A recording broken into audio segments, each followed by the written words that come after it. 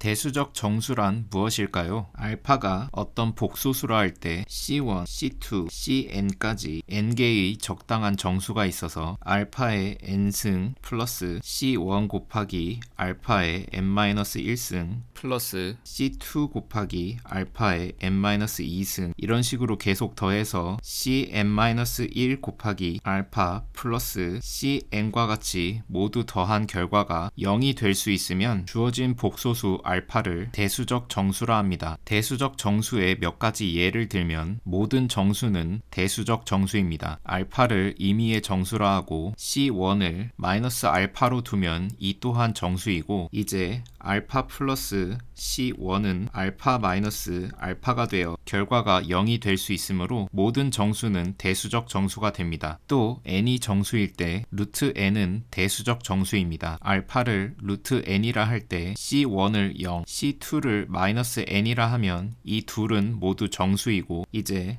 알파 제곱 플러스 C1 곱하기 알파 플러스 C2를 계산하면 n 플러스 0 마이너스 n이 되어 결과가 0이 될 수 있으므로 임의의 정수 n에 대하여 루트 n은 대수적 정수입니다. 위 결과에 포함되는 내용으로서 허수 i는 대수적 정수입니다. i의 한정에서 증명해보면 알파를 i라 할 때 C1을 0, C2를 1로 두면 이 둘은 모두 정수이고 이제 알파 제곱 플러스 C1 알파 플러스 C2를 계산하면 마이너스 1 플러스 0 플러스 1이 되어 결과가 0이 될 수 있으므로 i는 대수적 정수입니다. 한편 주어진 복소수 알파에 대하여 C1부터 Cn까지 적당한 유리수가 존재해서 이 식을 만족하면 알파를 대수적 수라고 합니다. 여기서 정수는 유리수에 포함되므로 대수적 정수의 집합은 대수적 수의 집합에 포함되는 관계가 성립함을 알 수 있습니다.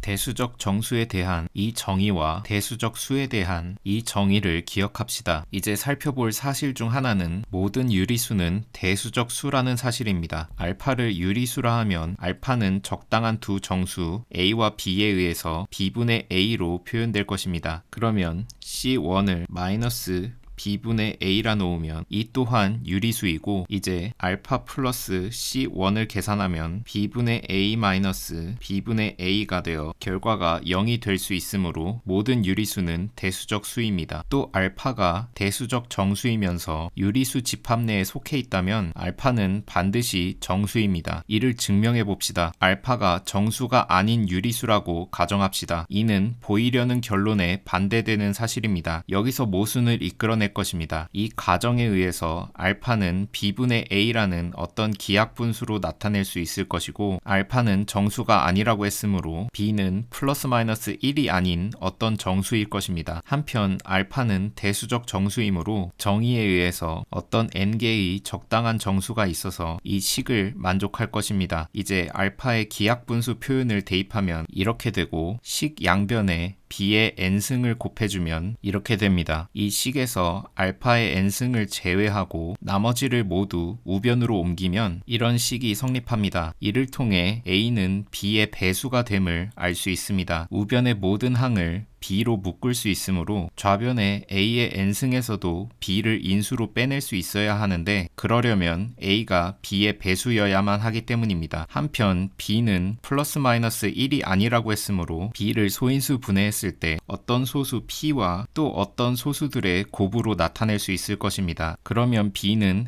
해당 소수 P의 배수가 됩니다. 이 두 사실을 조합하면 P는 A와 B의 공약수가 됩니다. 여기서 P는 소인수 분해의 인수로서 1이 아닙니다. 그런데 A와 B 사이에 1이 아닌 어떤 공약수가 있다는 사실은 B분의 A가 기하분수라는 가정의 모순입니다. 따라서 알파가 정수가 아닌 유리수라는 가정은 잘못되었고 대수적 정수 알파가 유리수 집합에 속해 있으면 알파는 반드시 정수임을 알 수 있습니다. 이후 내용을 다루기 전에 고유값이라는 개념에 대해서 잠시 살펴봅시다. A가 n 곱하기 n 행렬일 때 적당한 스칼라 람다와 0벡터가 아닌 n차원 열벡터 x가 있어서 ax와 람다 x가 같아지면 람다를 a의 고유값이라 하고 x를 람다에 대응하는 a의 고유 벡터라 합니다. 주어진 행렬에 대하여 고유값 람다를 찾는 법을 생각해 봅시다. ax는 람다 x가 성립한다고 합시다. 여기서 람다와 x는 모두 미지수입니다. 그러면 이 식을 유도할 수 있습니다. 여기 x에 대하여 i를 n 곱하기 n 단위 행렬이라 하면 x는 ix와 같으므로 식을 이렇게 변형할 수 있습니다. 여기서 람다 i와 a는 동일한 형태의 n 곱하기 n 행렬이므로 뒤에 x로 묶어서 이런 식을 유도할 수 있습니다. 여기서 람다 i-a는 n 곱하기 n 행렬이고 x는 고유 벡터이므로 0벡터가 아닙니다. 여기서 중요한 일반적 사실을 짚자면 b가 n 곱하기 n 행렬일 때 b의 행렬식이 0이 아니라고 가정하면 이는 곧 b의 역행렬이 존재한다고 가정하는 것과 동치입니다. 여기서 x가 0벡터가 아닌 n차원 열벡터일 때 b와 x를 곱한 결과가 0벡터가 된다면 b의 역행렬을 양변의 좌변에 곱해서 x를 이렇게 구할 수 있습니다. 그런데 이러면 x가 0벡터가 되므로 x가 0벡터가 아니라는 것에 대하여 모순입니다. 이는 b의 역행렬이 존재한다는 가정이 틀렸음을 말하고 따라서 실제로는 b의 역행렬이 존재하지 않으며 이는 b의 행렬식이 0이라는 것과 동치입니다. 이 논리에 따라서 이 행렬식은 0이 됨을 알 수 있습니다. 행렬식의 계산 방법에 따르면 이는 람다에 대한 n차 다항식이 되고 이 다항식을 행렬 a의 특성 다항식이라 합니다. 여기서 고유값 람다는 특성 다항식의 근이 됩니다. 다시 대수적 정수의 정의를 기억해 봅시다. 알파가 대수적 정수라 함은 적당한 정수 n개가 존재해서 이 결과를 만족하는 것입니다. 그런데 적당한 n 곱하기 n 정수 행렬 A, 즉 모든 원소가 정수로 이루어진 적당한 n 곱하기 n 행렬 A가 존재해서 알파가 A의 고유값인 것 또한 알파가 대수적 정수라는 사실과 동치입니다. 이를 증명해 봅시다. 먼저 이쪽 방향의 논리를 증명하기 위해서 A가 n 곱하기 n 정수행렬이고 람다가 a의 고유값이라는 사실에서 출발해 봅시다. a의 특성 다항식은 이 행렬식이고 고유값 람다에 의해서 이는 0과 같습니다. 여기서 예를 들어 a가 이런 2 곱하기 2 행렬이고 a, b, c, d는 모두 정수라 합시다. 그러면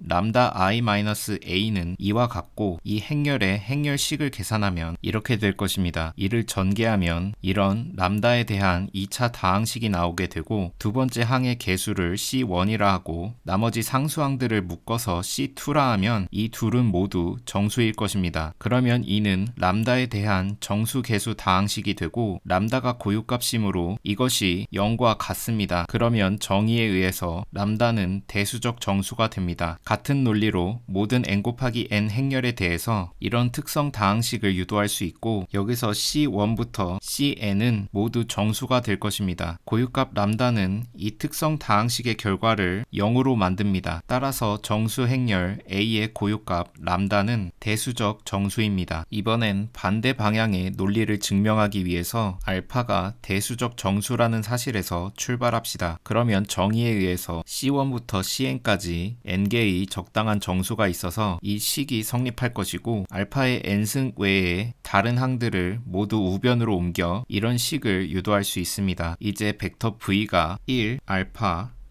제곱 그리고 알파의 n-1승까지 이런 식으로 원소가 구성되어 있는 n차원 열벡터라고 합시다. 그러면 V에 알파를 곱한 벡터는 이와 같은 벡터가 될 것입니다. 그런데 만약 어떤 적당한 행렬 A가 있어서 A와 V의 곱이 2와 같아진다면 A 곱하기 V가 알파 곱하기 V와 같으므로 고유값의 정의에 따라서 알파는 A의 고유값이 됩니다. 이러한 행렬 A를 어떻게 찾을 수 있을지 생각해 봅시다. 어떤 행렬 A와 주어진 벡터 V의 곱이 이렇게 되기 위해서 A의 원소가 어떻게 되어야 할까요? 행렬 곱의 연산 규칙에 따라서 일단 A의 첫 번째 행과 V의 내적이 알파와 같아야 합니다. 이를 만족하는 A의 첫 번째 행은 이렇게 두 번째 원소가 1이고 나머지가 모두 0이면 됩니다. 이제 A의 두 번째 행과 V의 내적이 알파 제곱과 같아야 합니다. 이를 만족하는 A의 두 번째 행은 이렇게 세 번째 원소가 1이고 나머지는 모두 0이면 됩니다. 이런 식으로 1의 위치가 한 칸씩 오른쪽으로 옮겨지면서 행렬 A의 행들이 구성됩니다. 그리고 마지막 행과 V의 내적이 알파의 n승과 같아야 합니다. 여기서 위에서 도출한 알파의 n승에 대한 식을 이용하면 A의 마지막 행은 이 식 좌변의 개수들로 이루어져야 한다는 사실을 알 수 있습니다. 이렇게 적당한 정수 행렬 A를 찾을 수 있고 알파는 A의 고유값이 됩니다. 따라서 일반적으로 대수적 정수 알파에 대하여 적당한 n 곱하기 n 정수 행렬 A가 있어서 알파는 A의 고유값이 됩니다. 앞에서의 증명 과정을 통해서 알파가 대수적 정수인 것의 동치 조건 중 하나는 적당한 n 곱하기 n 정수 행렬 A가 있어서 알파가 A의 고유값이라는 것을 알게 되었습니다. 한편 알파가 대수적 수인 것에 대한 동치 조건은 적당한 n 곱하기 n 유리수 행렬 A가 있어서 알파가 A의 고유값인 것입니다. 앞선 증명 과정에서 정수를 유리수로 고치면 이 사실 또한 증명할 수 있습니다. 이 두 사실을 묶어서 보조 정리 1이라 하겠습니다. 이제 정리 1을 다루겠습니다. 두 수 알파와 베타가 대수적 정수이면 두 수의 합과 곱 또한 대수적 정수가 됩니다. 유사하게 두 수가 대수적 수이면 두 수의 합과 곱 또한 대수적 수가 됩니다. 여기서는 알파와 베타가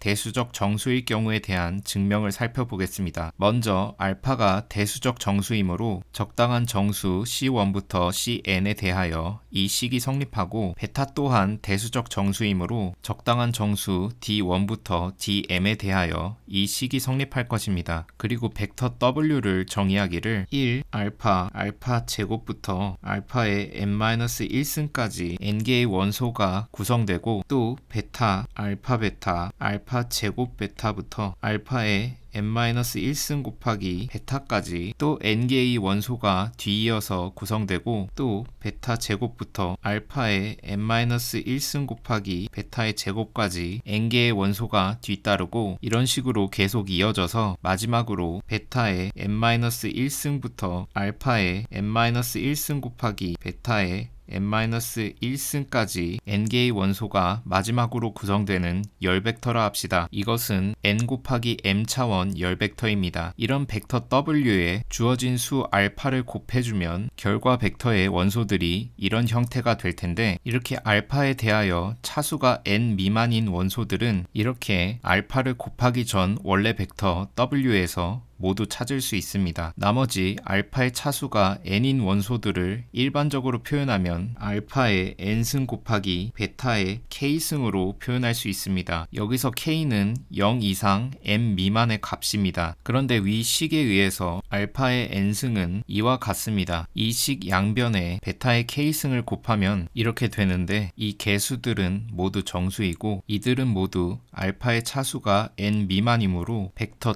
W에 포함되어 있는 원소들입니다. 따라서 알파의 n승 곱하기 베타의 k승이라는 값은 벡터 W 원소의 정수 선형 결합으로 만들어질 수 있는 값이 됩니다. 위 사실들을 종합하면 알파 W의 모든 원소는 W 원소의 정수 선형 결합으로 표현될 수 있고 모든 선형 사상은 행렬로 표현되므로 적당한 정수 행렬 A가 존재해서 알파 W와 AW가 같아질 수 있습니다. 또 앞서와 유사한 과정을 거치면 적당한 정수 행렬 B가 존재해서 베타 W와 BW가 같아질 수 있음 또한 보일 수 있습니다. 따라서 알파와 베타가 대수적 정수일 때 적당한 정수 행렬 A와 B가 존재해서 AW는 알파 W와 같고 BW는 베타 W와 같게 됩니다. 여기서 A와 B가 정수 행렬이기 때문에 A 플러스 B 또한 정수 행렬이고 두 행렬의 곱 A, B 또한 정수 행렬이 될 것입니다. 이제 A 플러스 B와 W의 곱을 생각하면 분배 법칙에 의해서 이렇게 되고 이는 다시 알파 W 플러스 베타 W와 같습니다. 다시 W로 묶어주면 이렇게 됩니다. 이 결과는 알파 플러스 베타가 a 플러스 b의 고유값임을 보여줍니다. 여기서 a 플러스 b는 정수행렬이므로 보조정리 1에 의해서 알파 플러스 베타는 대수적 정수입니다. 또 a, b와 w의 곱을 생각하면 결합법칙에 의해서 이렇게 계산할 수 있고 b, w는 베타 w와 같습니다. 스칼라인 베타를 앞으로 빼면 이렇게 되고 a, w는 알파 w와 같습니다. 스칼라들의 곱은 교환법칙이 성립하므로 알파 곱하기 베타는 a, b의 고유값임을 보여줍니다. 여기서 a, b는 정수행렬이므로 마찬가지로 보조정리 1에 의해서 알파 곱하기 베타는 대수적 정수입니다.